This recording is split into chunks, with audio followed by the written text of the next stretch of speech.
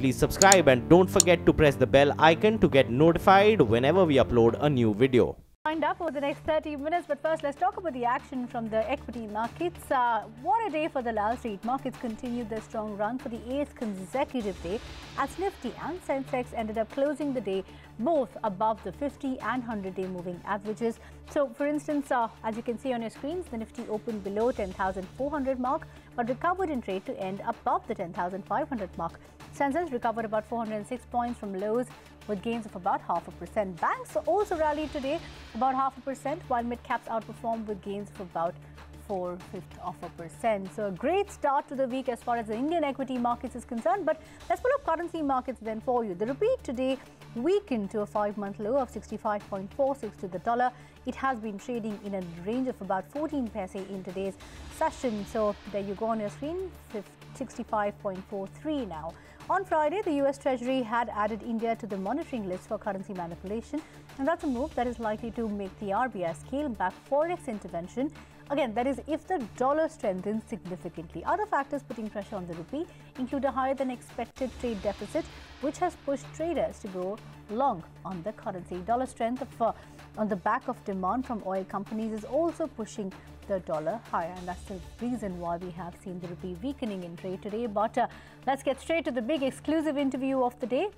There is scope to improve the Aadhaar Act. That's the word from the CEO of the Unique Identification Authority in his first interview after deposing before the Supreme Court, defending the government's effort to make Aadhaar mandatory. He claims that making Aadhaar mandatory can help curb terror financing and black money. Here's his rationale on that. Why should the Aadhaar card be made mandatory for somebody who doesn't want to link it to their bank account, who doesn't want to link it to their mobile number? What is it in it for the consumer? The government has failed to explain very clearly and articulate that very clearly to the country. So let me explain to you that this Aadhaar program was started in 2010, and since then we have given Aadhaar to more than 1.2 billion people now. Now today the Aadhaar is the perhaps most widely held identity in our country. If you see, take any, for example, take any other identity. For example, how many people have passports? Maybe about 5 crores. How many people will have PAN cards? Maybe around 30 crores. How many people will have a voter ID card? So they will have again certain numbers. Now the other problem that used to happen is that even though, let's say, somebody had an ID, right? That ID was only a domain specific. For example, if you have a voter ID card, you will be using it for the voting purposes. Right. But it was also being used as a proxy identity card for something else also, because there was no nationally accepted identity card in our country. For example, if supposing somebody from Tamil Nadu, he brings a Tamil Nadu ration card written in Tamil, and if he was to live in Delhi, would he be able to get any services based on his Tamil Nadu identity card, or for that matter even Tamil Nadu voter identity card? So this was a big problem for the people within our own country, that at one part of the country he was having an identity, and the moment he moved out to some other place he became identity-less. So therefore this whole Aadhaar came. Now with this Aadhaar was to empower people, and empower people with an identity through which he can prove his identity anywhere, anytime. Sure. For example, he wanted to open a bank account. So he goes and gives his Aadhaar number, and then he proves his identity and he's able to open a bank account. So in this manner, first, it was being used for removing the ghost and duplicates and fake. Yes. Right? Now the second part came. Now the second part was that our whole system, if you see, the incidence of black money, terror financing, if you see that problem, during the last 15 years, a number of committees were constituted, even by the Supreme Court, for example. Justice M.B. Shah Committee on Black Money, for example. Now they clearly held, right back in 2009-10, that there is a need for a central identity through which, the duplicate PAN cards and bank accounts, that can be weeded out. Will the Aadhaar Act need to be amended in light of the recommendations of the Sri Krishna Committee? You're a member of that committee, exactly, so you know what you're deliberating on. As I have already said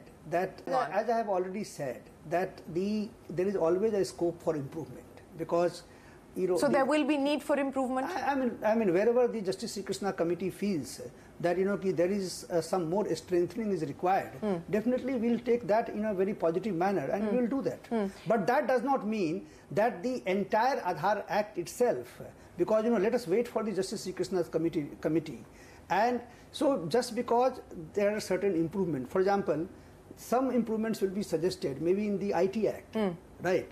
But that doesn't mean that today this IT Act is invalid, because till that implement.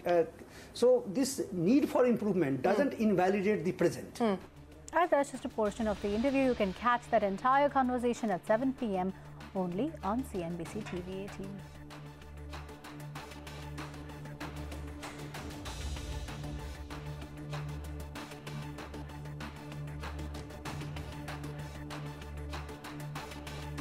Welcome back. You're still with After the Bell on CNBC TV 18. Now, the other top story that we are tracking this evening, the government remains steadfast in asking for a substantive relaxation as far as some of the stringent norms for treatment of bad loans are concerned. Now, government officials have told us that the government, among others, has asked the Reserve Bank of India to give defaulters an additional 180 days time for resolution post being declared as an NPA or a non-performing asset.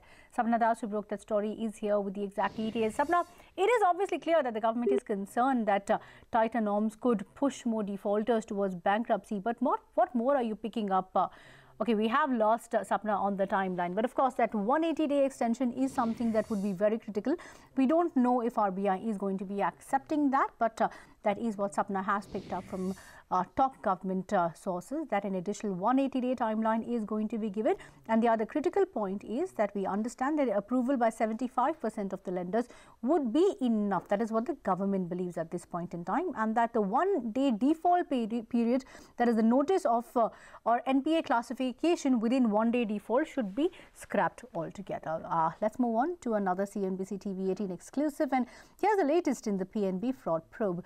The Enforcement Directorate has turned up the heat on Nirav Modi and Mehul Choksi, two of the prime accused in this very case. CNBC TV 18 learns that the ED has started seizing equity held by Nirav and Choksi across companies. Now, there's one company that has been identified, and Utkarsh Chaturvedi has exact details. Utkarsh, what are you picking up in terms of what percentage of stake does Mehul Choksi hold in the companies that have been seized so far?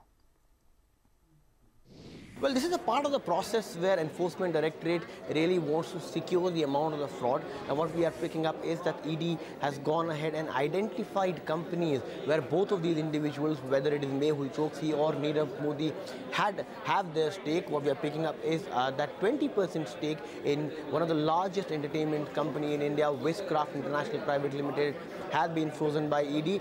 What we pick up from our sources is that this 20% stake was held by a company called Luster India Private Limited, which is based in Surat. And what ED really believes is that this company has investments from Mehul Choksi, and that is precisely the reason why the stake has been frozen. Also, remember that ED has gone ahead and did search and seizures worth over 7,600 crore rupees, including properties, including precious gems and jewels, even paintings and expensive watches of Nirav Modi and Mehul Choksi.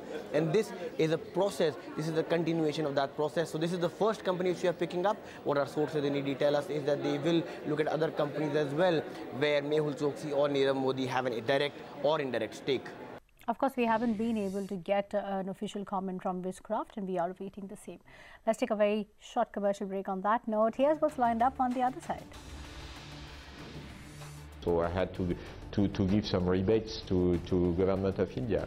Dassault Aviation Chief Eric Trappier tells CNBC TV 18 that India got a rebate in the Rafale fighter jet deal. That exclusive interview and much more on the other side. Welcome back. Let's get you another exclusive interview. Dassault Aviation Chief Eric Trappier tells CNBC TV 18 that India has gotten a rebate in the current Rafale fighter jet deal. Speaking on the allegations of the inflated price of the Rafale fighter jets, he clarifies that the current deal is priced at the same amount as earlier. You have said in the past that India in no way has suffered any kind of loss because of the G2G deal. Can you then explain the price difference that we have seen in the G2G deal versus what was negotiated in the MMRCA? There is no difference. There is no difference? No, but the scope is different. Okay. How can you compare apple to apple if you don't have so for me, as an aircraft manufacturer, including the radar, including everything, the prices are the same. These are the prices which are totally in line with the French prices, but it's different. 36 aircraft off the shelf is different from 126 aircraft. Among them, some 18 were supposed to be produced in France, and others, in a step-to-step approach, were supposed to be partially manufactured in India. So the comparison, and if you ask the experts, the comparison lead to the same price. Right, and before negotiation, because the 36 was after negotiation, so I had to give some rebates to government of India. So there were some rebates in the 36 deal, aircraft deal? Yes, of course. So you are saying that whatever per aircraft price is actually it was a good deal for government of India. Okay, some important comments coming in from the Dassault chief, but we will have to end this edition of After the Bell. Thank you so much for watching this show today. Markets Today Talk Back will take all the action forward on the other side of this very, very short break. Stay tuned.